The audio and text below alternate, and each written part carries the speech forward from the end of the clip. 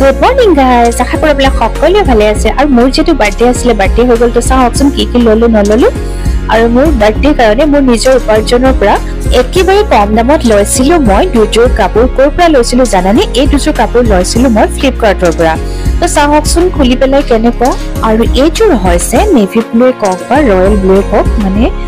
ব্লুৰ একেবাৰে ডিপ কালাৰটো হয় সো ইমান ধুনীয়া নহয় বহুত ভাল লাগিছে কাপোৰযোৰ ইমান কমফৰ্টেবল হয় আৰু হাতত চাওকচোন এনেকৈ কাম কৰা আছে হোৱাইটৰ মানে বহুত ধুনীয়া লাগিছে হেতু কাৰণে মই বহুত ভাল পাইছো আৰু একদম কম দামত পাইছো এযোৰ আসলে এই কাপোৰ দুইযোৰ কাপোৰে মই লৈছিলো বহুত মানে 3 মাহ মান হল সাগৰ কিন্তু মই ভিডিওটো শুট কৰিব পৰা নাছিল বা আপলোডো দিব পৰা নাছিল আৰু এইযোৰ হৈছে গ্ৰীন আৰু ইয়াত আছে লাইট পিংক আৰু অলপ অৰেঞ্জ আৰু ডিঙিত দেখিছে মানে এটা যেটা ডিঙিৰ যেটো লাইন হে লাইনটোত মানে ভি শেপটোত